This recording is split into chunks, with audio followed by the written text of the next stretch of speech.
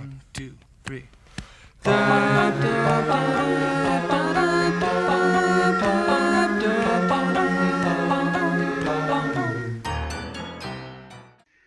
Hello, this is Rev Dore, Jacques Patlian, teaching religious science, which is the science of mind, from Sarasota, Florida. How are you today? Today we're going to talk about ice cream for the soul. I love ice cream. I really love ice cream. I can down a pint of Ben & Jerry's Chunky Monkey or Cherry Garcia in record time and be so happy. However, that strategy didn't serve me well. I ballooned to 280 pounds and looked like the Michelin Tire Man. Now, I'm a relatively svelte 240 with much more to lose, and I can't even smell ice cream without gaining a pound or two. But I do know one thing about ice cream. Most people have their favorites and they love them. I also know that everybody's right about their favorite ice cream. It's not a topic for debate or warfare or conflict.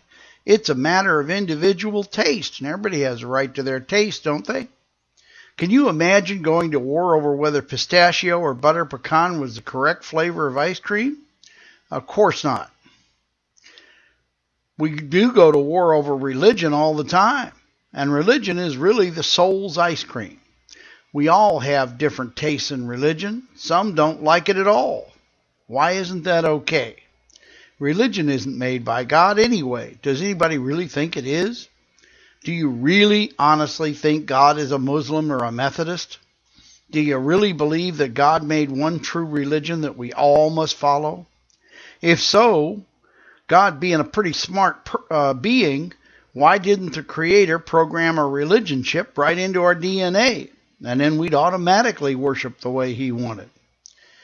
The truth is, God couldn't care less about religion because He has nothing to do with it. It's merely humankind's attempt to explain the mysteries of life and the universe that our limited small minds can't grasp or understand. I think it's humanity's attempt to make God in our image. Now, you may say, well, how can I prove what I'm saying? Well, you really can't prove something like this, but here's my proof. Every single religion on this planet was started by one man, on a couple of occasions by a woman.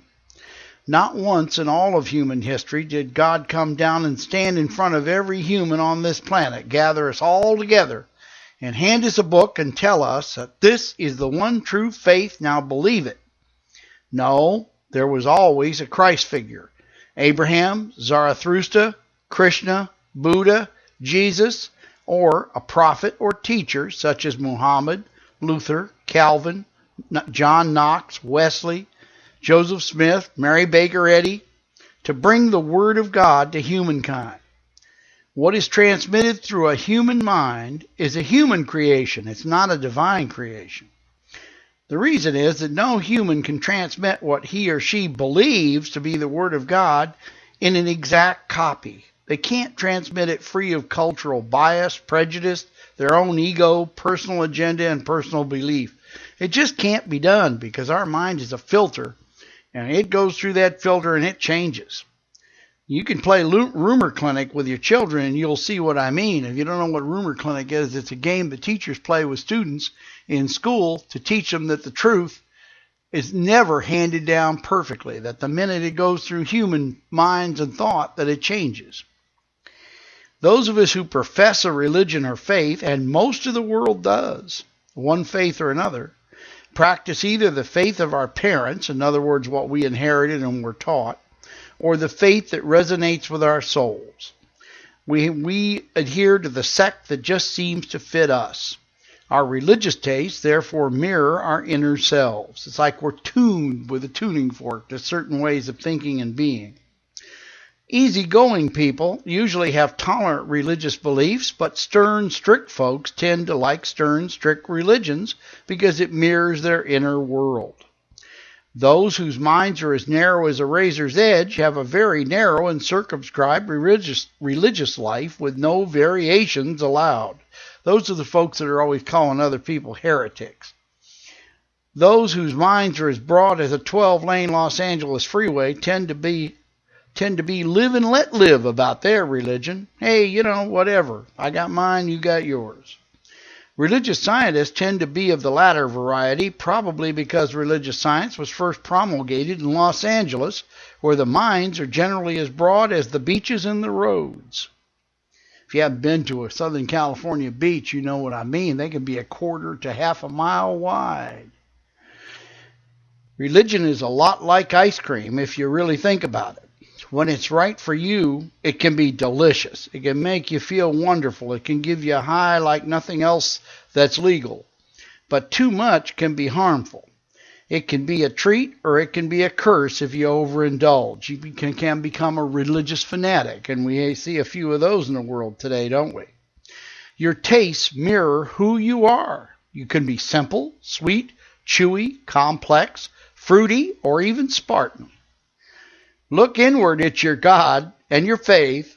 Take a good hard look, and I'm sure that you will see yourself in the mirror. If you don't, you may want to start finding a faith that does reflect who and what you are at your core. If that religion doesn't fit, you don't have to keep it. Religion is a matter of taste, pure and simple. You have a right to whatever faith feeds your soul, or you can have none at all.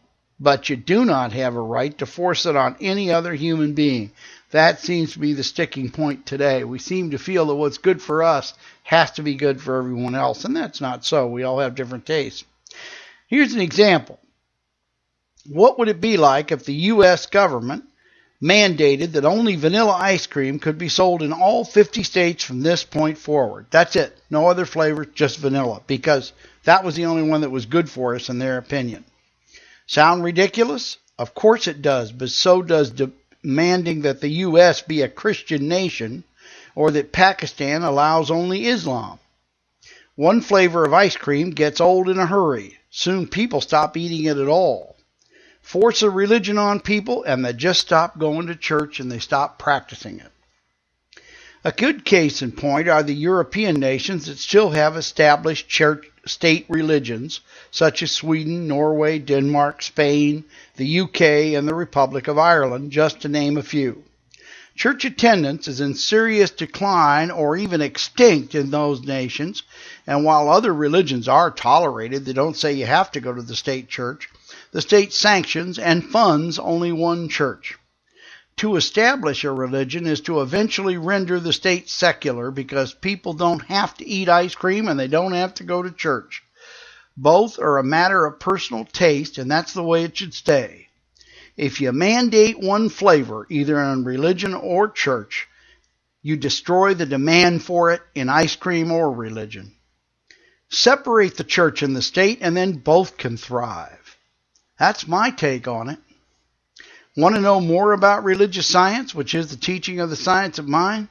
Pick up The Art of Life by Ernest Holmes. That's a good way to start. And it's on Amazon.com in the book department. And then log in to csl.org to find the nearest Center for Spiritual Living. That's what we call our churches, near you. Attend one of our really terrific Sunday celebrations or sign up for a class. You just may find your flavor if you do. Until we are together again, richest blessings on you and yours, and I'm going to say bye-bye for now. This is Rev Dore Jacques Patlian. So long.